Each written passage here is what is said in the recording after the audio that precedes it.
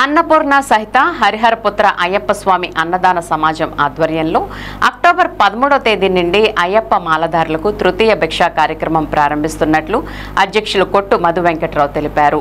బుధవారం స్థానిక పేరయ్య కోనేరులోని రామకోటి ప్రాంగణంలో ఏర్పాటు చేసిన మీడియా సమావేశంలో ఆయన మాట్లాడారు.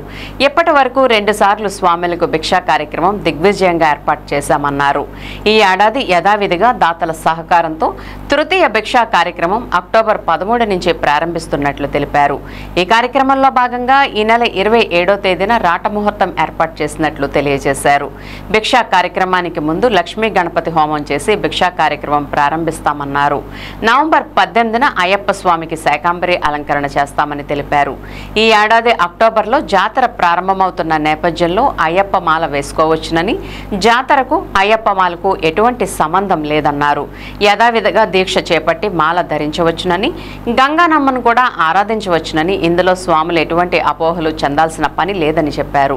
ఈ సమావేశంలో వై సుబ్బారావు, మారం జయసూర్య, కొట్టు మనోజ్, మద్దుల గోపాల్, కొట్టు అప్పారావు, గాదంశెట్టి రమేష్ కుమార్, సుంకర రాంబాబు, చింతా దుర్గేష్, ఎల్ కిరణ్, పైడితల్లి తదితరులు పాల్గొన్నారు.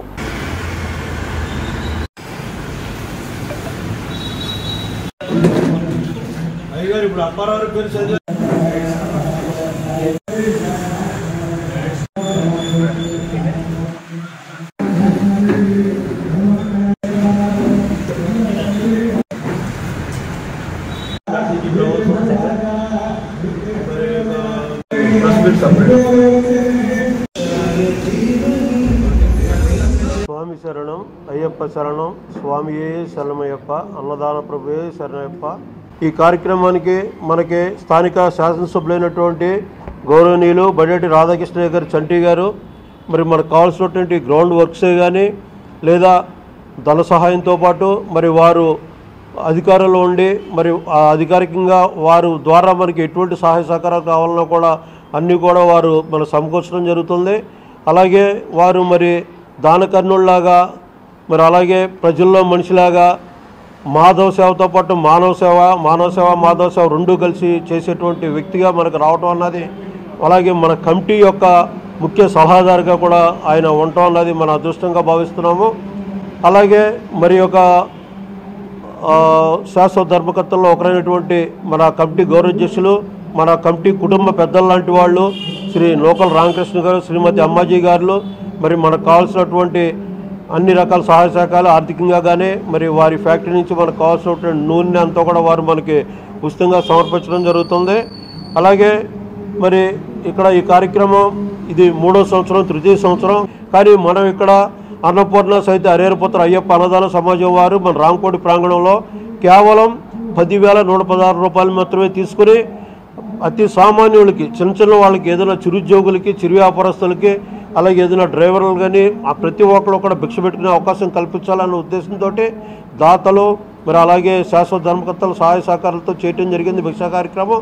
అలాగే ఈ 10,116 తీసుకుని మరి 50 రోజులు ఈ కార్యక్రమం పూర్తయిన తర్వాత జమా ఖర్చు లెక్క చూసి అందులో మిగిలినటువంటి మరి 2,000 రూపాయలు మిగిలినవి ఈ 10,116లో అవి మళ్ళీ తిరిగి ఎవరైతే మనకి భిక్షా ప్రార్థన వ్యవహరించి డబ్బులు అయితే ఇచ్చారో, ధనం అయితే ఇచ్చారో వారికి తిరిగి 2,000 కూడా వెనక్కి ఇచ్చేసినట్టు ఘనత కూడా మన కమిటీకే దక్కుద్ది. ఈ దినుసులు మన కందిపప్పు ఉంది, దేవపక్ రజ్జన్ ఫుడ్స్ ప్రైవేట్ లిమిటెడ్ అధినేత అయినటువంటి అడిసిమల్లి సుబ్రహ్మణ్యం గారు మనకు కావాల్సినటువంటి కందిపప్పును అంతా కూడా 50 రోజుల సరిపడా కూడా వారు ఉచితంగా ఇవ్వటం జరుగుతుంది.